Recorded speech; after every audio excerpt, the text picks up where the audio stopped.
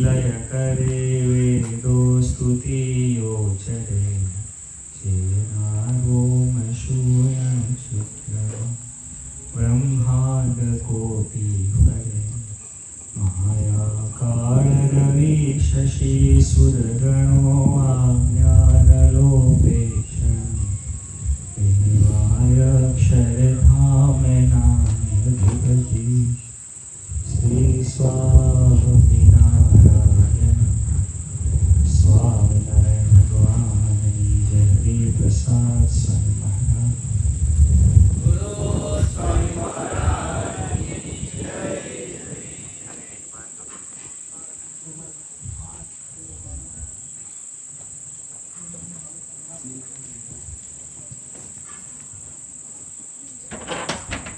સભા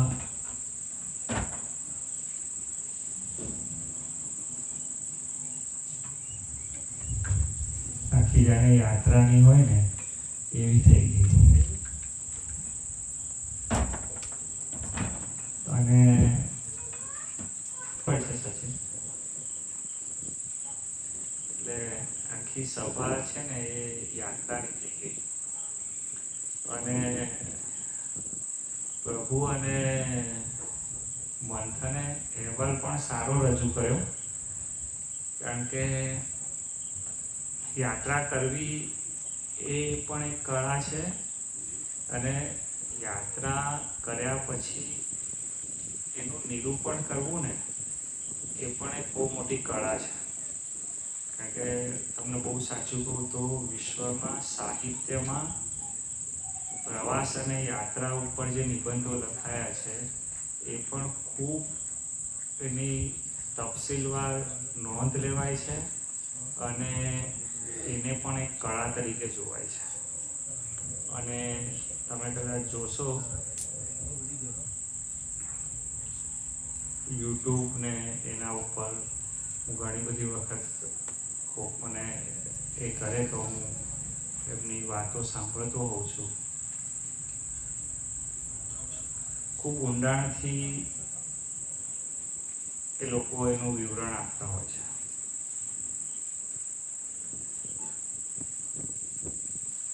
મહારાષ્ટ્રની અંદર એક ગ્રુપ છે કે જે વન જે છે જંગલ એના ઉપર જ એ લોકોનું ફોકસ છે અને વન ઉપર જે લોકોએ જંગલ ઉપર જે લોકોએ કામ કર્યું છે એની આખી એક સિરીઝ એ લોકો ડેવલપ કરેલી છે હું તમને એવું કહું છું કે તમારા બધા પાસે કેમેરા હશે મોબાઈલ હશે બરોબર ને તો તમારા કેમેરામાં કેવા ફોટા છે જો આપણે અહીંયા 10 કેમેરા ભેગા કરીએ આપણે અને એ 10 કેમેરાનું આપણે વિશ્લેષણ કરીએ તો કોણે કયા પ્રકારનો ફોટો પાડ્યો છે શાનો ફોટો પાડ્યો છે હમણાં 2-3 દિવસ પહેલા યશે એક એ લોકો કંઈક આશ્રમ આવ્યા હશે અને એની એક સરસ ક્લિપ બનાવીને એને મૂકી હતી મેં કહ્યું ને કે સચિન મારી જોડે હતો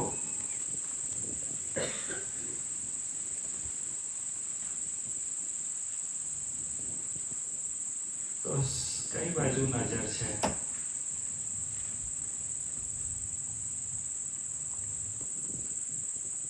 પરિસ્થિતિનું નિર્માણ એવું થયું કે અમારે કાઠમંડુથી સનોલી આવવાનું થયું અને અમને જોઈએ એવી જગ્યા ન મળી વિશેષ ગાડીમાં એસી નહીં. શ્રીજી મહારાજ આમ જે ચરિત્ર કરે અને વિશેષ એમાંથી મહત્વનું કે જે બેઠા હતા એમાંથી 80% લોકો હિન્દી સમજે નહીં. એટલે તમે સમજ્યા, એ લોકો અંદર અંદર શું વાત કરે, આવડી ઉડાડતા હોય, આપણો મજાક કરતા હોય તો આપણને ખબર પડે નહીં. એટલે પછી મેં બેઠા બેઠા લખવાનું શરૂ કર્યું. કીધું હવે બીજું કંઈ તો કશું થાય એવું નથી હમણાં. શું તો હમણાં માળા કરવા જઈશ તો પણ એ નથી ખબર. સમયનો આપણે ઉપયોગ તો કરવો પડશે. એટલે હું ભાઈ આજે જે કંઈ પ્રસ્તુત કર્યું એ વખતે કર્યું. કહેવાનો મારો ભાવાર્થ એવું છે કે આપણે યાત્રા પર હોઈએ ને તો આપણો જે લેન્સ છે, આપણી જે lens in the sense memory, આપણી આંખ છે ને એ બધું ક્લિક કરતી હોય. આપણે શું જોઈએ છે, આપણે આપણી રુચિ પ્રમાણેનું જોઈએ છે. આપણે પ્રયત્ન કરીએ છીએ સમજવા.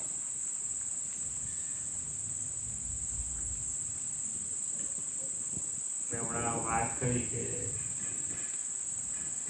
સચિન પણ હવે એની ઉંમર એવી છે ને એવું, એટલે પેલા દુકાન હોય એની અંદર શર્ટ ને આ તે જે નવું નવું દેખાતું હોય એ વસ્તુ જોતો હોય. પણ હું એ બોલ્યો અને એની સાથે જે એક સભામાં આનંદ પસરી ગયો, એનો અર્થ શું છે કે એ લોકોનું ધ્યાન ક્યાં છે, સચિન શું જુએ છે એનું કોઈ એ નથી, પણ આપણે શું અર્થઘટન કરીએ છીએ એ એક સમજવાની વાત છે. બધા આજ્ઞા સમજી અને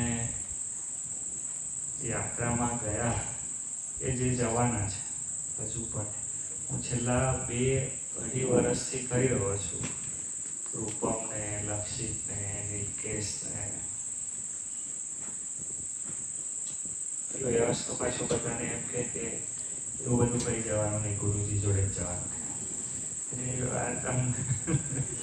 એકદમ બંધ કરીને પણ હું તો ખરેખર ઈચ્છું છું કે બધા એક વખત સરસ એક પ્રામાણિકપણે એક એવી યાત્રાઓ કરો કે જે કેવળ તીર્થો માટે ન હોય, એ લોક સંપર્ક માટે હોય. તમે તીર્થમાં જાઓ એ તો ખૂબ સારી વાત, પણ ત્યાં જઈ અને હું તમને એવું કહું કે તમારી પાસે ગાડી હોય, તમારી પાસે સારી હોટલનું બુકિંગ હોય, જમવાની વ્યવસ્થાઓ બધી હોય, બરોબર? એટલે તમે શું કરો? હમણાં અમારે એવું થયું, અમે કાઠમંડુમાં હતા કે તાપ વધી ગયો હતો, તો અમે સ્વામીજી 12 થી 5 રૂમમાંથી જ બહાર નીકળતા, કારણ કે ગરમી એવી વધી ગઈ હતી. એટલે અને બધી જ વ્યવસ્થા તમારા હાથમાં હોય એટલે તમારે જનસંપર્ક આવે જ. તમે જે તીર્થના જે અધિપતિ દેવ હોય એના દર્શન કરી અને પછી જય સ્વામિનારાયણ. મૂળ ઉર્જા ક્યાં અનુભવાય છે, શું ત્યાંની પ્રથા છે, ત્યાંની શું સમજણ છે, એ જે બધું સમજવું ને એ ખૂબ ખૂબ મહત્વનું છે.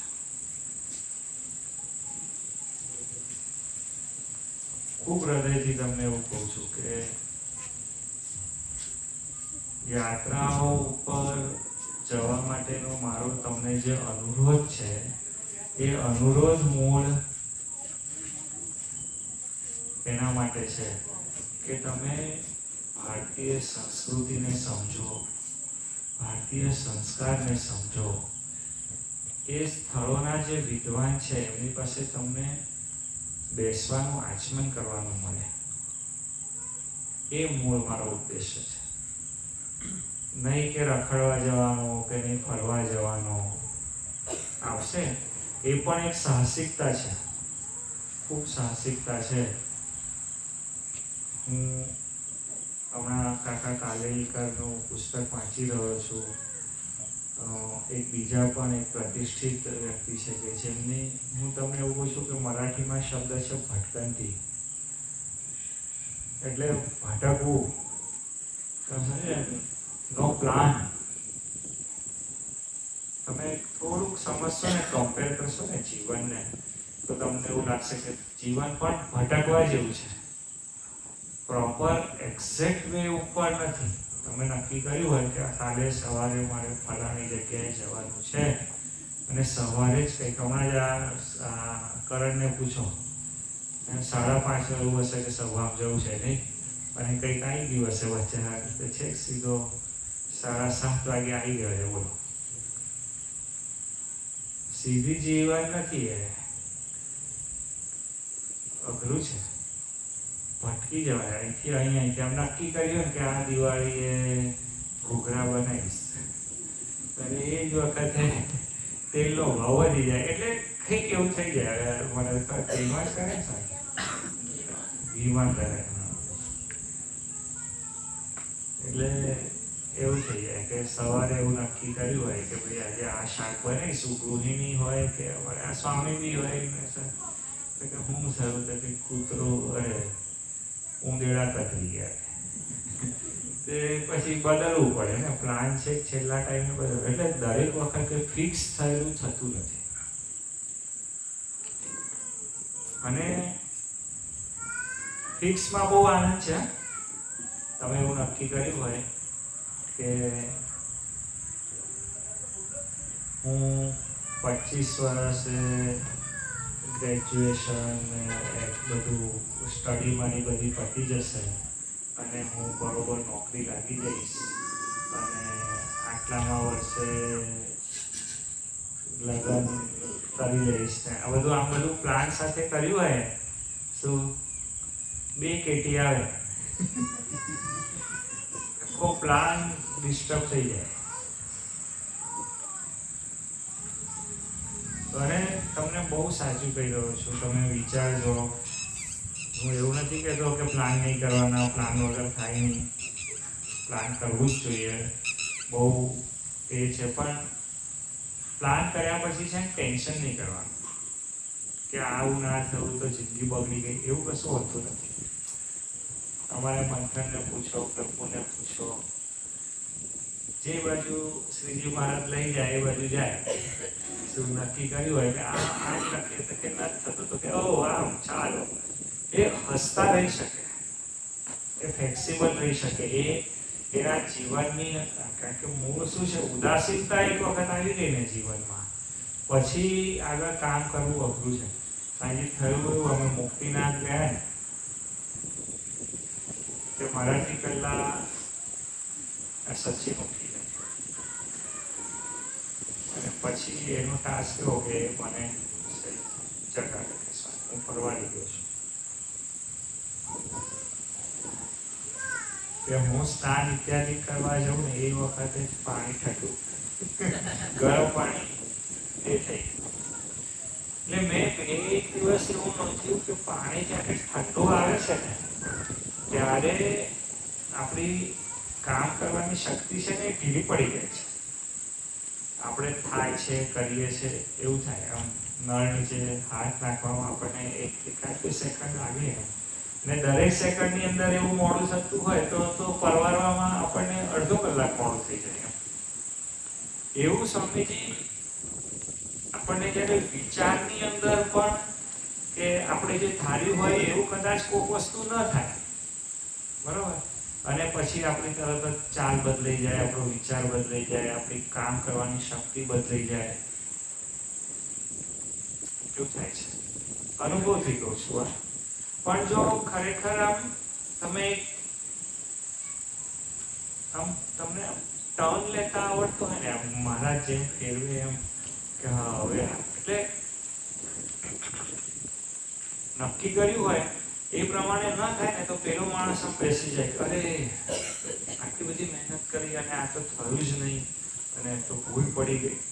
તો પેલો બીજો હોય ને જે ટર્ન લેવા વાળો હોય ને એ વિચાર કરે હવે આ રસ્તો બંધ થઈ ગયો, અહીં કઈ હવે વિચાર કરવા ગયો, બીજું શું થઈ શકે એવું છે આનામાં, એવું તરત પેલો વિચારવા માંડે અને આગળ વધે.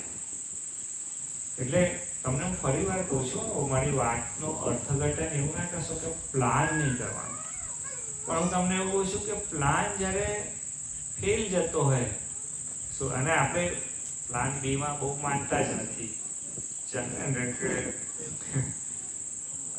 એવા સાહસિક માણસો હોય છે, પ્લાન બી રાખે જ નહીં એ લોકો, હકીકત કહું છું. અને બહુ મોટું સાહસ છે આમ જોવા જઈએ તો. અને તમે પ્લાન બી હોય બી શકે અને તમે ન રાખ્યો હોય અને એ વખતે તરત જ તમારા મનને તમે જે વાળી અને આગળ ચાલી શકો ને, એ એક બહુ મોટું સામર્થ્ય છે. તારી હાય હા તારી નાય ના એ વાતમાં છે. સમય જ્યારે કપડો થાય, હમણાં આપણે થોડો ગરમી માટે આપણને કઠણ કાળ લાગે છે ને, કાલે કદાચ અનાજ માટે આવે, એ કંઈક પેટ્રોલ માટે આવે, એ કંઈક XYZ એવું કંઈક આવે, અને એ વખતે એકદમ આપણે જો નિરાશા બાજુ જતા રહીશું તો જીવન કઠણ થઈ જશે. પણ આપણે એક દ્રષ્ટિ રાખીશું કે આ સમય પણ ઉલ્લંઘાઈ જશે અને આપણે પાર કરીને આપણે આગળ જઈ શકીશું, તો આપણને એટલું બધું કાઠું નહીં લાગે. મારે કોઈક જગ્યાએ તમને એવું કહેવાનું છે કે આપણે યાત્રાથી જીવનની યાત્રા શીખવાની છે. આપણે જ્યારે યાત્રાઓ કરીએ છીએ ત્યારે એ યાત્રાઓ કેવળ રિફ્રેશનું સાધન નથી, એ ખરેખર જોવા જઈએ તો સ્મૃતિનું સાધન છે. હું તમને બધાને એવી વિનંતી કરું છું, જે લોકોને મેં કહ્યું છે, રૂપમ છે, લક્ષિત છે, દિપેશ છે, યશ, પાર્થ, સચિન, મંથન, હા, અને મને જે દેખાય છે નામ એ બોલું છું, બાકી જેમને કહ્યું એમને જાતે યાદ રાખવાનું. રાહુલભાઈને ધક્કો મારી મોકલ્યા 4 દિવસમાં, બધું જાઓ. અને પછી એટલો આનંદ આવ્યો.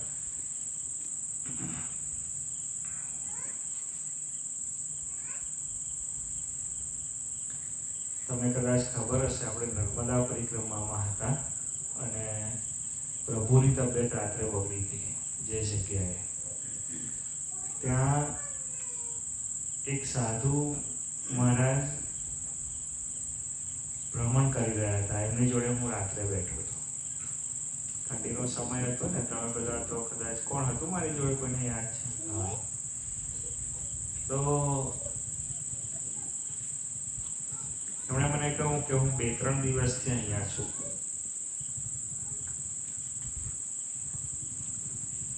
અને એ બધી વાત કરતા હતા કે હું ભારતને આમ ફરી આવ્યો છું.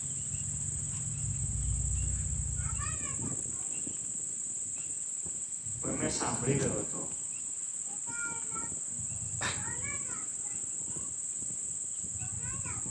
સ્કૂલ અને કોલેજ તમને જે વસ્તુ નહીં શીખવાડી શકે, એ તમને ભ્રમણ શીખવાડી શકશે. અને એટલા માટે આપણી સંસ્કૃતિનો શબ્દ છે કે સાધુ તો ચલતા ભલા. એ જ્યારે એનું ભ્રમણ હોય ને, ત્યારે એનું જ્ઞાન, એની ભક્તિ એ ઉત્તર વધતી રહે છે. હું તમને ખરેખર કહું છું કે ફરવાની એક રીત છે, તમે ફિઝિકલ જાઓ એક. બીજું, જે કોઈ ફરી આવ્યા હોય ને એની પાસે તમે બેસો કે એમના પુસ્તકો તમે વાંચો કે સાંભળો તો તમને ખ્યાલ આવે. હમણાં પંથને જે વાતનું નિરૂપણ કર્યું, એ વાતનું નિરૂપણ આમ જોવા જઈએ સ્વામીજી તો ખૂબ એણે સટીક નિરૂપણ કર્યું. 2 જણ જોડે જ હતા, 3 જણ જોડે જ હતા.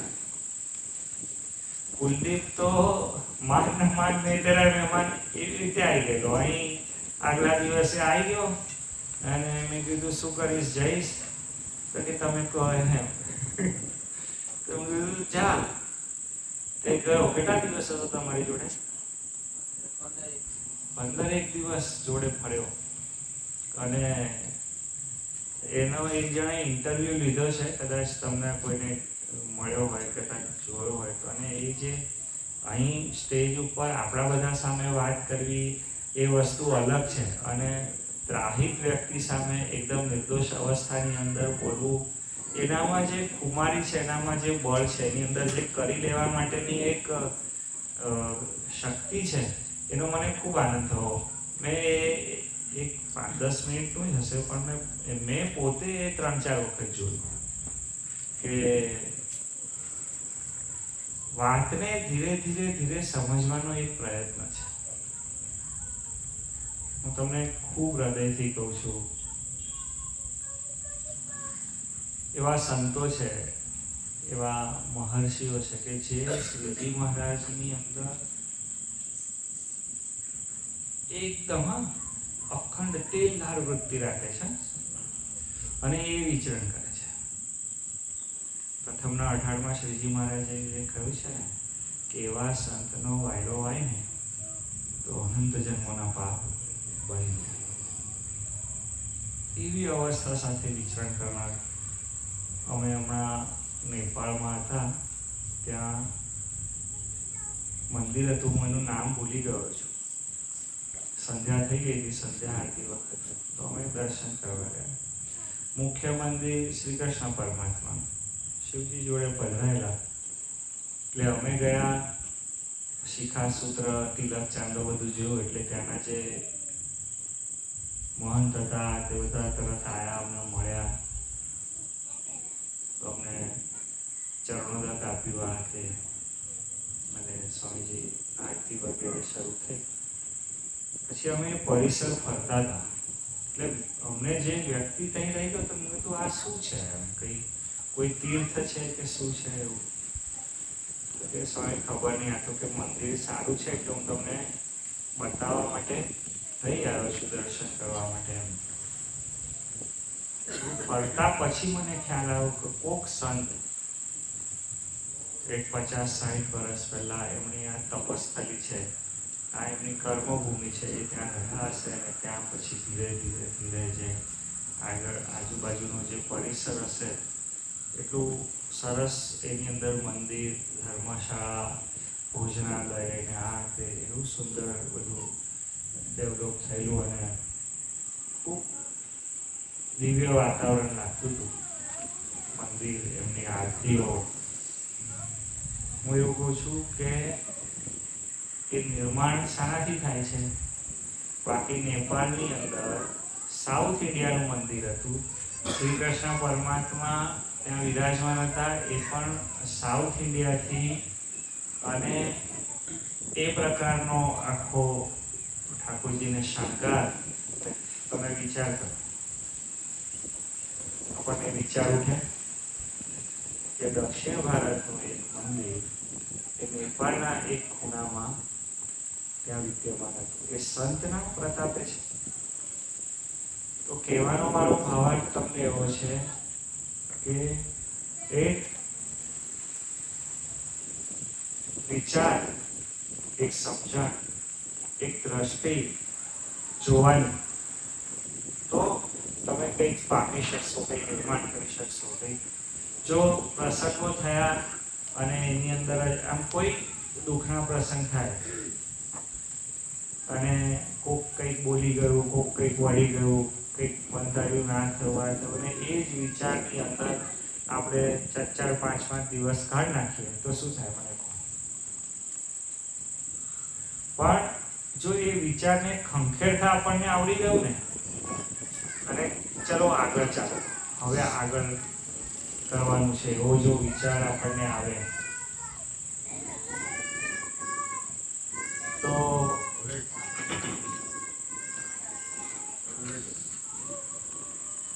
આપણને એ વસ્તુનો ખ્યાલ આવે કે આપણે આપણા જીવનની અંદર, કારણ કે ઘણી બધી વખત સ્વામીજી સુબહ હોતી હૈ ઊંઘ રહી વહી, આપણે બેઠા છે ને ત્યાં જ જીવન પૂરું કરી નાખીએ છીએ. હું તમને ખરેખર કહું, હમણાં અમે રેલવેમાં બેઠા હતા તો એક જણ ત્યાં એ વેચવા આવ્યો, કોમિક્સ ને બુક્સ ને એવું બધું વેચવા આવ્યો. તો સ્વામીજી કોણ લે આ દુનિયાની અંદર, ખરેખર હમણાંના સમયની અંદર, મોબાઈલના સમયની અંદર, સોશિયલ મીડિયાના સમયની અંદર કોઈ પુસ્તક વાંચતું મળે? પુસ્તક વાંચે? સ્કૂલના નહીં વાંચતા, તો બીજા વાંચતા હશે. આને ધન્યવાદ, આને બહુ બુદ્ધિશાળી માણસ કહેવાય કે બોલો પુસ્તક વેચવાની થયો. આપણને કોઈ દિવસ કોઈ પુસ્તકને અડવાનું નહીં, બાધા જ છે. પહેલાં તો તમને કહું, ચાતુર્માસની કથાઓ કે વ્રત અને કથાઓ એવું કંઈક પુસ્તક આવતું હતું. મેં મારા બાલ્યાવસ્થામાં એ વાંચ્યું છે, કારણ કે મારા મમ્મી એ ખૂબ એનું વ્યવસ્થિત એ કરતા, એટલે આપણે તો સ્કૂલ બોય એટલે આમ શર્ટ બધા ઉત્થાપનો, એમાં કોકિલા વ્રત બી આવી છે, બધું આવી જાય. અને એ તમને ખબર છે, બોલો કોકિલા વ્રત છે. કોકિલા બોલે, કોયલ, કોકિલા એટલે કોયલ, કોયલ બોલે ને પછી જ જવાય. બોલો હમણાં કરાય એવું? કાગડો બોલતો નથી છે. આપણે જ્યાં રહીએ છીએ ત્યાં આજે આ 5મા 6ઠ્ઠા માળે રહે છે બિલ્ડિંગોની અંદર, એની ત્યાં કાગડો, કોયલ, એમની ત્યાં મચ્છર સિવાય કશું નથી. સ્વામી શું હવે એ વ્રત કરે કેમનું? આ ગોરોની છાબડીઓ બી તૈયાર મળે છે. એટલે હું એવું કહું છું કે જે અંદરથી ડેવલપમેન્ટ થવું જોઈએ ને, એ થતું નથી. પણ જો આપણે એના માટે થોડા તૈયાર થઈએ, આપણે એના માટે થોડું સારું વાંચન, સારું ભ્રમણ, સારા સંતોની સંગતિ, સારા હરિભક્તોની સંગતિ, તો આપણને કોઈક જગ્યાએ નિરાશાનો વિચાર ખંખેરવાની તૈયારી હોય. ઘણા લોકોને એટલો બધો નિરાશાના વિચારમાં આનંદ આવતો હોય છે ને કે હવે કશું નહીં થાય. હવે એવો જે વિચારે છે ને, આનંદ આવે, હા, એ લોકોને કે પૂર્ણાવૃત્તિ છૂટ્યા, હવે કશું નથી થવાનું, અને પછી મસ્ત બેસી જાય. અને એની કથા એવી જોરદાર કરે ને, તમે એમની કથા સાંભળજો કે ભાઈ મારે તો બહુ કરવું હતું, આમ હતું, તેમ હતું, પણ શું કરીએ, પછી તો કશું થયું નહીં, એમ કરીને પૂર્ણાવૃત્તિની કથા બી બહુ જોરદાર કરે. તો એ જે નિરાશાનો વિચાર છે ને, એવી જો માણસને ખંખેરતા આવડે ને, તો જો આગળ જવું એ બહુ અલગ વાત છે. પણ આનંદિત રહેવું ને, પૂર્ણકામ પણ રહેવું ને, એ પણ ખૂબ મોટી વાત છે. આગળ જવું એટલે શું? કેટલે આગળ જવું મને કહો. હમણાં આ જે યંગ જનરેશન, એટલે એકદમ યુવકો કે કિશોરો બેઠા છે ને, એમને તમે આગળ જવું એવી વ્યાખ્યા કરો તો બરોબર છે, બરોબર. પણ હવે જે 50, 55, 60 આવી ગયા છે, એમને એવું કહે છે કે આગળ જવું એટલે શું? એ રાહ જોતા હોય કે ક્યારે મને કંપની રિટાયર કરે, રાહ જોતા હોય. એટલે શું? એટલે જ્યારે કોઈક જગ્યાએ એવું રિટાયરમેન્ટ આવી જાય એટલે પછી તમે જીવનથી નિવૃત્ત થઈ જાઓ છો. હમણાં મને યાત્રા દરમિયાન એક સરદારજી મળ્યા હતા, અમારી જોડે આવીને બેઠા હતા. એટલે વાત નીકળી એટલે મને કે હું 13 વર્ષથી રેલવેમાંથી નિવૃત્ત થયેલો છું. હું પોતે ફાર્માસિસ્ટ છું, અને એક વિચાર એવો આવ્યો મને કે હું દવાની દુકાન ખોલી નાખું. પણ પછી મેં એવો વિચાર કર્યો કે હવે 40 વર્ષ સુધી મેં નોકરી કરી છે, કમાવાને આપ્યા છે, હવે મારે મારા માટે જીવવું છે. એટલે મારા માટે જીવવું એટલે શું કરવાનું? રોજ સવારે 8 વાગે ઉઠવાનું, તૈયાર ખાવાનું મળે ખાઈ લેવાનું, પછી જઈને હોઈ જવાનું, પાછું ઉઠવાનું 4 વાગે, પછી બધા ભાઈબંધો ભેગા થયા હોય,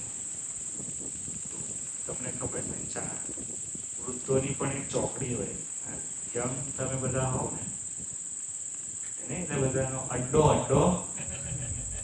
બરોબર શબ્દ, એવું વૃદ્ધોનો પણ એક હોય.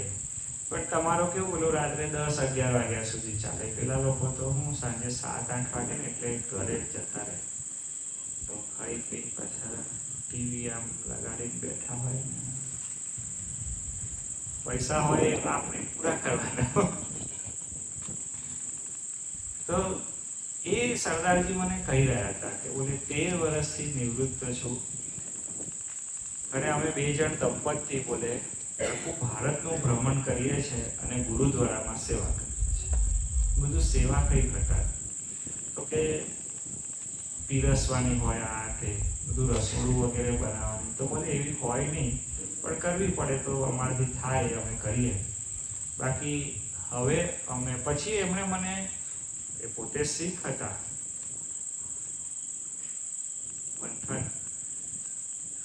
પણ એમણે મને આનંદપુર સાહેબ, પોટના સાહેબ,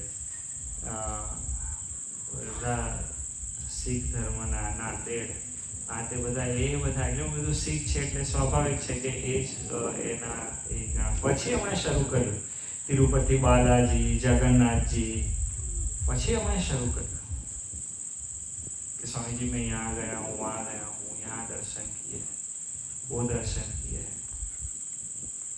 હું તમને એવું કહું છું કે એક સમરસતાની દ્રષ્ટિ, જીવન, હું તમને એવું કહું છું, જીવવા મળ્યું છે, સુંદર કર્તૃત્વ કરવા મળ્યું છે, ભગવાનનું ભજન કરવા મળ્યું છે. એક વિચાર અંદર એક ખાલી ડેવલપ થઈ જવો જોઈએ. માળાની અંદર મણકા છે ને એ 108 છે, પણ એની અંદર દોરો એક જ છે. દોરો એટલે શ્રીજી મહારાજ, મણકા એટલે સંકલ્પ વિકલ્પ.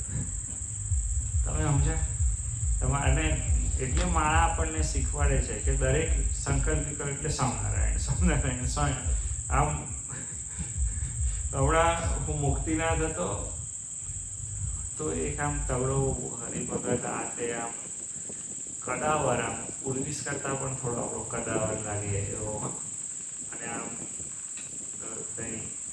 રુદ્રાક્ષની મોટી દહીં માળા આમ હતી 108 મણકાની, અને આમ ફેરવે.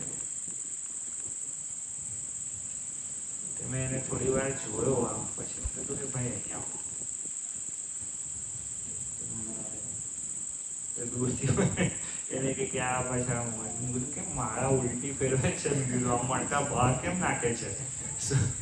તો કે હા,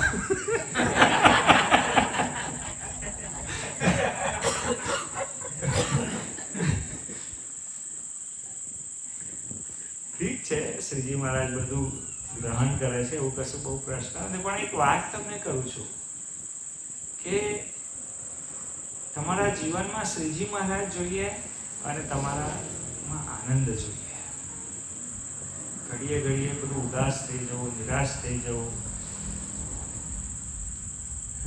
હમણાં તો હું આવ્યો તે સ્ત્રી પર એવો ગુસ્સે થયો આજે. ઘણી બધી વખત આપણને એવું ખબર ના પડે કે હું કેમ ગુસ્સે થઈ રહ્યો છું,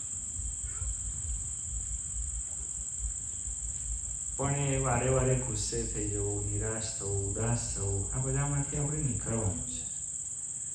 હું તમને એવું કહું છું કે તમે જ્યારે યાત્રામાં નથી ને ત્યારે પણ તમે યાત્રામાં છો. તમે યાત્રામાં કેટલો વખત રહી શકો? સાધુ તો ચલતા ભલા તો ઘર નહીં ચલાવો કે પછી ખાલી રખડ્યા કરશો? હવે આ લોકો 1 મહિનાની યાત્રા કરી આવ્યા એટલે કાલે પાછું નીકળી જવાનું એવું તો નથી થવાનું. તો હમણાં પણ જ્યાં છો ને એ યાત્રાથી એક વિચાર ડેવલપ. સ્કૂલે જાઓ એટલે આપણને શીખવાડે ક ખ ગ, એટલે ખાલી સ્કૂલમાં જ કરવાનું, ઘરે આવીને લેસન નહીં કરવાનું, અને એનાથી તો આખી જિંદગી ચાલે છે. શિક્ષક આપણને શું શીખવાડે? 1 થી 100 શીખવાડે, પછી થોડી કંઈ શીખવાડે છે. પછી તો એ 1 થી 100 થી આપણે કેટલા કરોડ રૂપિયા બનાવ્યા હોય. તો એ જે આપણે સ્વામીજી યાત્રાઓની અંદર હોઈએ, કે કંઈ એવું કોઈક સત્પુરુષ પાસે બેઠા હોઈએ, કંઈક આપણે એવા ઇવેન્ટમાં ગયા હોઈએ, એ બધી પ્રકાર છે બધા યાત્રાના. હું તમને ખરેખર કહું છું, સમય કાઢજો એના માટે. હું ઘણા બધા હરિભક્તોને કહું છું કે અમુક ઇવેન્ટમાં જવાનું રાખો. તમારા આજુબાજુમાં કોઈક જગ્યાએ સારી કથા થતી હોય, કોઈક વિદ્વાન વ્યક્તિ કોઈક વક્તવ્ય આપવાના હોય, હું લક્ષિત છે, આ રૂપમ છે, પછી મંથન પણ મારી જોડે આવેલો છે, અમે શોધીને સ્વામીજી જઈએ, અમને આનંદ આવે. તો એક તમારો ગુરુ પેલું ટીવી અને મોબાઈલને ના કરી નાખશો. હૃદયથી કહું છું, ખૂબ ખૂબ ખૂબ ત્રાસ છે. સોશિયલ મીડિયાનો ખૂબ ત્રાસ છે. ત્યાંથી સમજણ મળે છે, આ તે બરોબર છે, પણ એની એક લિમિટેશન જોઈએ. અને બહારની દુનિયામાં ખૂબ વૈવિધ્ય છે, ખૂબ સુંદરતા છે. એ એક વખત માણવાનો પ્રયત્ન કરો. શ્રીજી મહારાજનું ભજન કરો, ભગવાનને આશ્રિત રહો, એમણે કહેલા નિયમો સાથે જીવો. તો સ્વામીજી આપણે હસતા રમતા અક્ષરધામમાં છીએ. સહજાનંદ સ્વામી મહારાજની જય. હરિપ્રસાદ સ્વામી.